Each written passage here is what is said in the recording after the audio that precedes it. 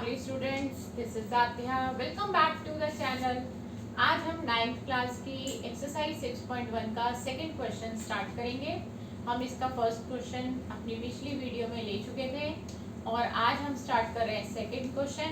हमारे ज्योमेट्री के रूल्स वही रहेंगे जो मैंने आपको फर्स्ट क्वेश्चन में सिखाए थे। तो आइए देखिए कैसे करना है सेकंड क्वेश्चन।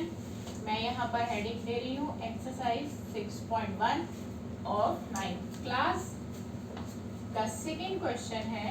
और मैंने आपको बताया था कि हमें ज्योमेट्री के हर क्वेश्चन में फिगर बनानी ज़रूरी है और फिगर को बनाते वक्त आपने ज़्यादा टाइम नहीं लेना, बहुत जल्दी से फिगर बना देनी है।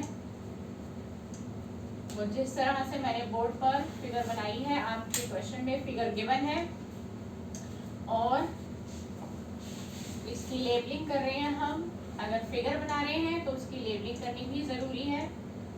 और नेक्स्ट हम देखेंगे कि आगे हम क्या करेंगे। ये मैंने इसकी लेबलिंग डन कर दी है।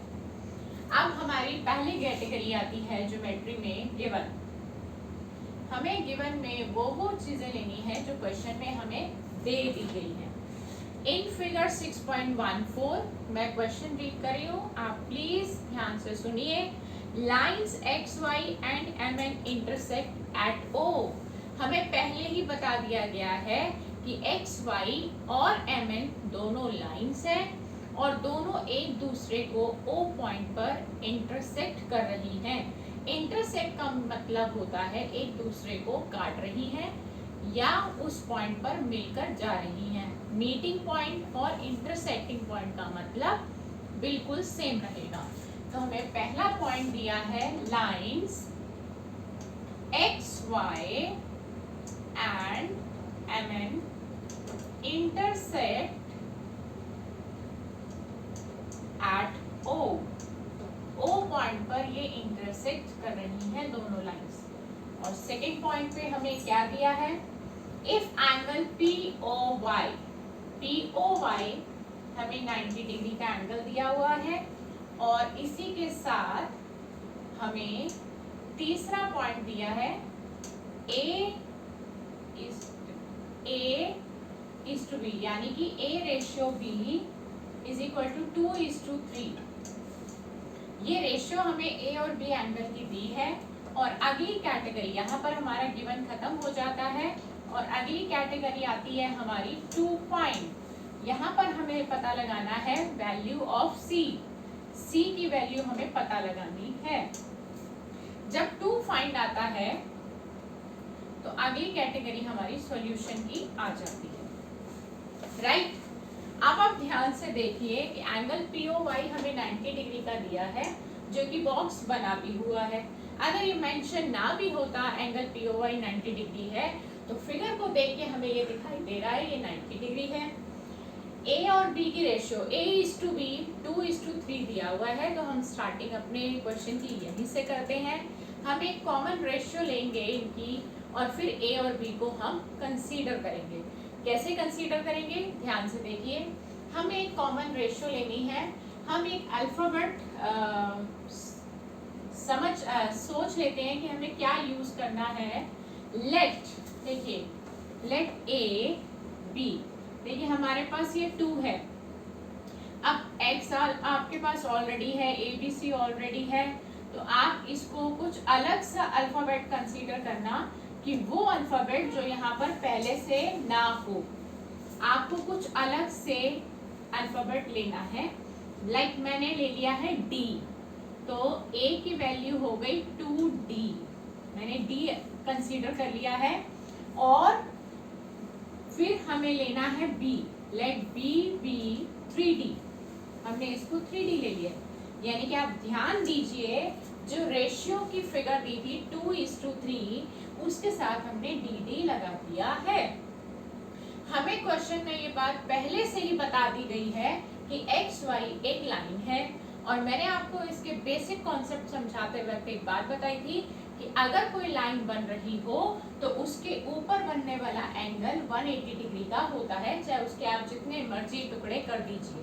XY एक लाइन है, इसके ऊपर 3 टुकड़े हो रहे हैं, this one and this one, तो इन सब का टोटल रहेगा 180। तो हम लेंगे कैसे, आप ध्यान से देखिए, ये है एंगल POY और ये है हमारा एंगल A, ये है हमारा एंगल B, तीनों का सम रहेगा 180। आप ब्रैकेट में इसका रीजन देंगे बाय स्ट्रेट एंगल। ठीक, रीजनिंग करना जरूरी है। ठीक है, आगे बढ़ते हैं। एंगल POY क्वेश्चन में गिवन है 90 है। A की वैल्यू को आपने कंसीडर कर लिया है 2D, B की वैल्यू को आपने कंसीडर कर लिया है 3D। ये सभी वैल्यूज आपने क्वेश्चन में दी हुई थी, वहीं से कॉपी किया है। 90 जो यहाँ पर प्लस का है, वहां जब इक्वल के दूसरी तरफ जाएगा तो माइनस का होगा, और 2D और 3D दोनों लाइक टर्म्स हैं तो ये ऐड हो जाएंगे 5D, और 90 वहां जाकर माइनस हो जाएगा। 180 माइनस 90 90 होता है। 5D के साथ मल्टीप्लाई हो रहा है तो वहां जाकर हमारा 5 डिवाइड हो जाएगा। अगर आपने लीनियर इक्वेशन सॉल्व करना सीखा हो तो ये उसी के रूल्स हैं, ये कट जाएगा। तो D हमारा आ गया है 18। अब D 18 आ जाने के बाद हमें क्या करना है, हमें यहाँ से B की वैल्यू निकालनी है, और B हमारा था क्या 3D, तो हम यहाँ लिखेंगे B is equal to 3D। तो B हमारा हो गया 3 इंटू D, D की वैल्यू आप डालेंगे 18। एक नंबर और एक वेरिएबल के बीच में जब कोई साइन नहीं होता तो वहां पर मल्टीप्लाई होता है, तो ये B की वैल्यू आ गई है 54। आप इसको बॉक्स में डाल दीजिए क्योंकि हम इसको यूज करने वाले हैं। B की वैल्यू 54 को, और इसको फर्स्ट इक्वेशन दे दीजिए।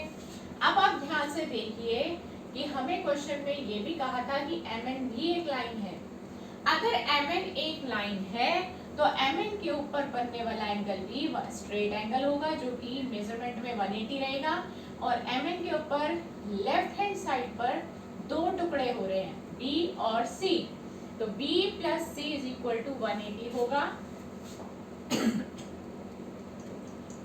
Bye straight angle. इसका रीजन भी यही रहेगा, by straight angle, because MN इज अ लाइन। B की वैल्यू हम 54 निकाल चुके, तो B को हम रिप्लेस कर देंगे 54 से, और कहाँ से रिप्लेसमेंट हमने करी है, फर्स्ट इक्वेशन को देख के। तो यहाँ पे हमने लिख दिया फर्स्ट इक्वेशन, 54 के आगे प्लस है जो इक्वल के दूसरी तरफ जब जाएगा तो वहां पे जाकर माइनस हो जाएगा। जो अपनी साइड में है पहले आप उसको कॉपी करेंगे, और ये आ जाएगा आपका 126। तो यही आपका आंसर है C 126, क्योंकि क्वेश्चन में C की वैल्यू निकालने को बोला था और हमने C की वैल्यू को निकाल लिया है। तो हमने इस क्लास में सीखा सेकेंड क्वेश्चन ज्योमेट्री का, कि कैसे हम किस तरह से स्टेप बाय स्टेप ज्योमेट्री के क्वेश्चंस को कर रहे हैं। आप देख रहे हैं रूल्स, फिर से एक बार आपको शॉर्ट में समझा देती हूँ। फिगर बनानी बहुत ज़रूरी है ज्योमेट्री की, अगर क्वेश्चन में दे रखी है तो भी आपको उसको कॉपी करना है, और अगर नहीं दे रखी तो जैसे जैसे क्वेश्चन में लिखा गया वैसे वैसे आप ड्रॉ करेंगे। फिगर बनाने में आप ज़्यादा वक्त नहीं लेंगे, बहुत जल्दी से फिगर को बना लेंगे। और ज्योमेट्री का क्वेश्चन करते वक्त हर चीज़ की अपनी एक कैटेगरी होती है।